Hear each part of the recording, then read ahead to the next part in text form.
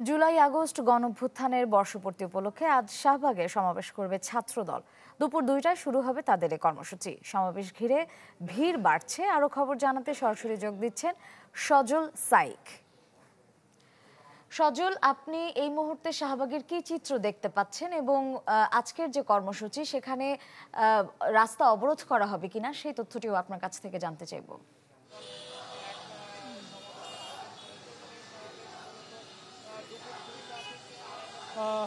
আজকের দিনটি খুবই গুরুত্বপূর্ণ, যেহেতু আজকে শেখ হাসিনা সরকারের মসনদ কাঁপানো সেই ৩রা আগস্ট।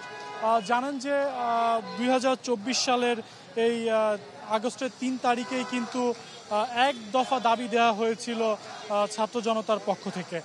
সেই দিনটি আজকে পালন করছে সাধারণ ছাত্ররা এবং যেই সকল ছাত্রদের নেতৃত্বে গণঅভ্যুত্থান হয়েছিল, এনসিপি কিন্তু শহীদ মিনারে সেই দিনটি পালন করবে এবং শাহবাগে কিন্তু বিএনপির যে ছাত্র সংগঠন রয়েছে, বাংলাদেশ জাতীয়তাবাদী ছাত্রদল, তারা কিন্তু আজকে ছাত্র সমাবেশ করবে। মূলত গণঅভ্যুত্থানের 1 বছর পূর্তি উপলক্ষেই কিন্তু তাদের আজকের এই সমাবেশকে কেন্দ্র করে কিন্তু ইতিমধ্যে নেতাকর্মীরা আসতে শুরু করেছে।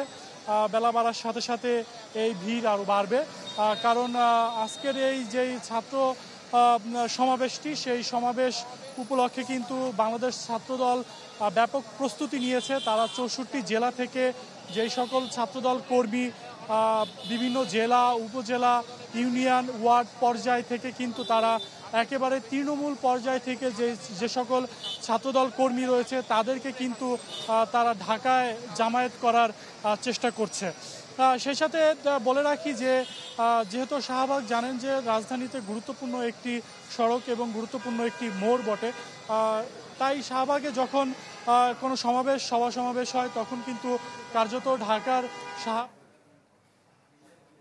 ধন্যবাদ সজল।